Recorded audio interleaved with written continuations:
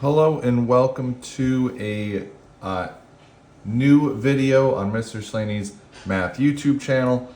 I am working on a new way of teaching these inequality problems that look like this, right? You've got a polynomial of some sort, polynomial. You've got f of x equals x minus 3 squared times x plus 2 times x minus 8. And I want to find all x such that f of x is greater than or equal to 0. Now, if I could graph this, that'd be great. However, I cannot, theoretically. But I do know where this equation equals 0. That seems to be helpful, right? Fx equals 0 if x is 3, negative 2, or 8. Now, if you're watching this video, hopefully that just pops out at you from looking at this. Now, this is important because you can only cross the x-axis, right? If this was our graph, you can only cross the x-axis at one of these 3 points, right? Which means, unless you're these 3 points, you are either positive or negative. So what we're gonna do is we're gonna set up a number line. We're gonna do like a soft graph. I just need to make sure that these are in order. Negative 2, 3, and 8. Now, it's important to notice that it doesn't really matter that this gap here is 5. I guess, it is equal. But that'll be a topic for another time. I'm going to arbitrarily just choose numbers that are, in between here. So I'm going to choose negative 5. Whoa, that's a thing. 0 and 6. And over here, I'm going to plug in 10, and I'm going to choose 10. Now, these red numbers, I'm going to plug in to my f of x. And this is a YouTube video, so I'm going to show you all of my thinking. So, negative 5, well, I'm going to start thinking about this, right? Negative 5 minus 3 squared, negative 5 plus 2, and negative 5 minus 8. Okay, let me just think. I don't need to know what this is because it's a mess, but I know that this here is positive. This is going to be a negative number, and this is also going to be a negative number, right? Negative 5 plus 2 and negative 5 minus 8. A positive times a negative will be positive, all right?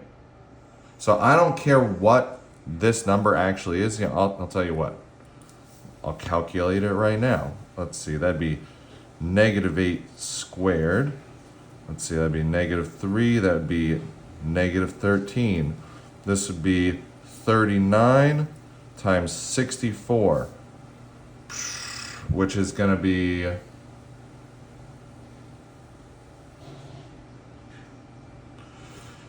it's 64 times 40 minus 1.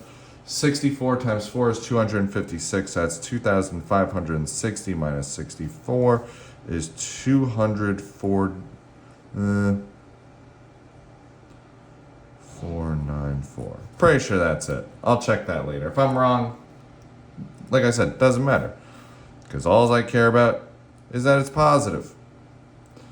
Now, if I plug in 0 down here in my little thinking space, negative 3, 2, and negative 8. Oh, but that's negative 3 squared. Once again, positive, because I'm squared, negative, positive, negative. This right here is negative. So from negative 2 to positive 3, I'm negative. All right? Up, I cross at negative 2. If I plug in 6, who needs that? Let's see, 6 minus 3 is 3. 6 plus 2 is 8. 6 minus 8 is negative 2. Now I've got positive, negative. I'm going to be negative still on that gap. So while I am 0 at 3, I'm back down below until 8. Let's see what happens if I plug in. No, so I'm not really plugging in. I'm not doing the math. I'm just doing 10, right? 10 minus 3 is 7 squared, 12, and 2. These are all positive. I'm going to be positive then after that. So why is this all helpful? I don't have a graph of this here function, but I do know that I'm 0 at negative 2, 3, and 8, and I know that I'm above 0 to the left of -2 and to the right of 8. So my solution is going to be x is less than -2, x is greater than or equal to 8, and x equals 3. There we go. Because once I have this, I have a graph. Right? Once I know where my equation is positive and negative, because let me just show you this. I don't particularly care, right?